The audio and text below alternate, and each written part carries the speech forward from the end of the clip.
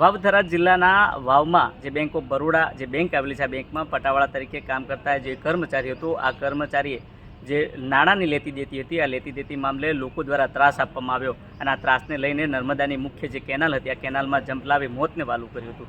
જોકે મોતનું વાલું કરે તે પહેલાં તેને એક સુસાઇડ નોટ લખી હતી અને આ સુસાઇડ નોટમાં કેટલા વ્યક્તિઓ તેની જોડે પૈસા માગે છે અને કેટલા લોકો જોડે તે પૈસા માગે છે તેનો કાળો ચીઠ્ઠો લખ્યો હતો. અને આખરે થરાદ પોલીસ મથકે 16 લોકો સામે નામજોગ ફરિયાદ કરવામાં આવી છે. તેની વિગતે ચર્ચા આ વિડીયોમાં કરવી છે.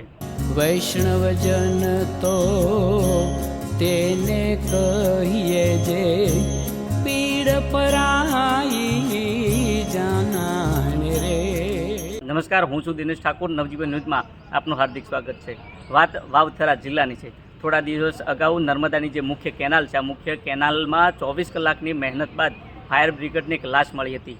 મળતી માહિતી મુજબ વાવની જે બેંક ઓફ બરોડા બેંક છે, એના બરોડા બેંકમાં પટ્ટાવાળા તરીકે ફરજ બજાવતા આરીફ શાહ કરીને જે મુસ્લિમ યુવક હતો, આ યુવકને માનસિક રીતે હેરાન કરવામાં આવે છે, માનસિક રીતે તેને ટોર્ચર કરવામાં આવે છે અને આખરે આ યુવક આ લોકોના ત્રાસથી નર્મદાની જે મુખ્ય કેનાલ હતી, આ મુખ્ય કેનાલમાં ઝંપલાવી મોતને વાલું કરવામાં આવ્યું હતું. જોકે મોતને વાલું કરે તે પહેલાં તેનો એક કાળો ચીઠ્ઠો લખવામાં આવ્યો હતો અને આ કાળા ચીઠ્ઠામાં કયા વ્યક્તિ હતા તેમના જોડેથી રૂપિયા લેવાના હતા અને કયા એવા વ્યક્તિ હતા તેને રૂપિયા આપવાના હતા, તેને એક ચિઠ્ઠી લખવામાં આવી હતી અને આખરે પોલીસ દ્વારા એડી દાખલ કરવામાં આવી હતી અને એડીના આધારે પોલીસ દ્વારા તપાસ શરૂ કરવામાં આવી હતી અને આ તપાસના અંતે થરાદ પોલીસ મથકે 16 લોકો સામે નામજોગ ફરિયાદ કરવામાં આવી છે. અને ફરિયાદની એવી વિગત છે કે જે આ બેંકમાં જે પટ્ટાવાળા તરીકે જે ફરજ બજાવતું જે કર્મચારી છે, આ કર્મચારીને કોના જોડેથી કેટલા રૂપિયા લેવાના છે તેની પણ વિગત દર્શાવવામાં આવી છે અને કયા નામના જે વ્યક્તિઓ હતા, વ્યક્તિઓ દ્વારા હેરાન કરવામાં આવતા હતા. જો તેમાંથી એક નામ એવું છે ભૂરાભાઈ ગણેશભાઈ રાજપૂત, ગામ દીપાસરા, તેની જોડેથી 1.81 કરોડ લેવાના હતા. તો બીજી બાજુ બીજા નંબરના છે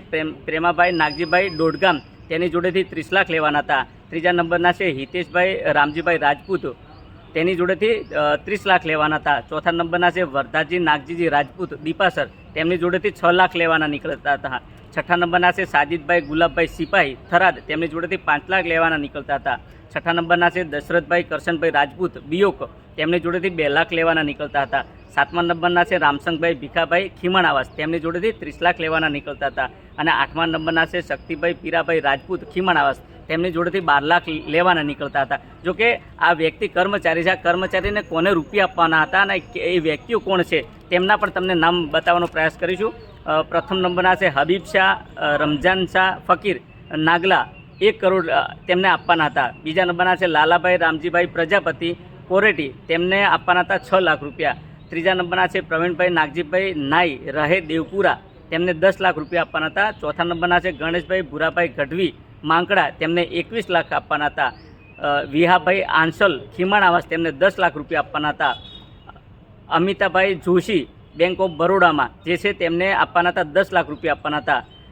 રાયસંગભાઈ વિહાજી રાજપૂત રહે બીયોક, તેમને 5 લાખ આપવાના હતા. અને રાયસંગજી હેમાજી રાઠોડ જે ખીમાણાવાસ છે તેમને 8 લાખ આપવાના હતા. એટલે જે લોકો પાસેથી લેવાના હતા અને જે લોકોને આપવાના હતા, આ બંને લોકો દ્વારા અવારનવાર આ જે યુવક છે, આ યુવકને માનસિક રીતે હેરાન કરવામાં આવતો હતો અને આ યુવકને એટલી રીતે માનસિક રીતે હેરાન કરવામાં આવતો હતો આખરે આ યુવક છે, આ યુવક નર્મદાની જે મુખ્ય કેનાલ છે, આ મુખ્ય કેનાલમાં જંપલાવી મોતને વાલું કર્યું હતું. જોકે પોલીસ ફરિયાદ નોંધવામાં આવી હતી અને આખરે પોલીસ દ્વારા તપાસ શરૂ કરવામાં આવી અને આખરે 16 જે 16 વ્યક્તિઓ હતા, આ વ્યક્તિઓ દ્વારા જે અવારનવાર હેરાનગતિ કરવામાં આવતા હતા તેમના સામે નામજોગ ફરિયાદ કરવામાં આવી છે. જોકે આ તમામ બાબતને લઈને જે થરાદ પોલીસ મથકના પીઆઈ છે, આ પીઆઈનો મેં ટેલિફોનિક સંપર્ક કર્યો હતો ત્યારે પીઆઈ કહ્યું હા, જે તે સમયમાં આ જે બનાવ બન્યો હતો, બનાવને લઈને અમે એડી દાખલ કરવામાં આવી હતી અને એડીના આધારે જે તપાસ કરવામાં આવી હતી અને આ તપાસમાં આ જે વ્યક્તિઓ લેવાના અને જે દેવાના જે બંને વ્યક્તિઓ છે, આ 16 વ્યક્તિઓ દ્વારા અવારનવાર આ યુવકને માનસિક રીતે હેરાન કરવામાં આવતો હતો અને આખરે આ યુવકે આમના ત્રાસથી કંટાળીને મોતને વાલું કર્યું હોવાનું જાણવા મળ્યું હતું.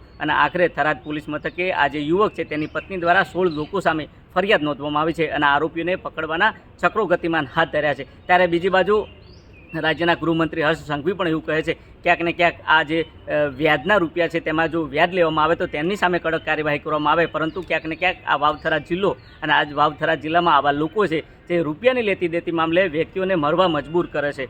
જોઈએ આવનાર સમયમાં થરાદ પોલીસ દ્વારા આવા વ્યક્તિઓ સામે કેવી કાર્યવાહી કરવામાં આવશે તે તો આવનારો સમય બતાવશે. દિનેશ ઠાકોર, નવજીવન ન્યૂઝ, વાવ થરાદ.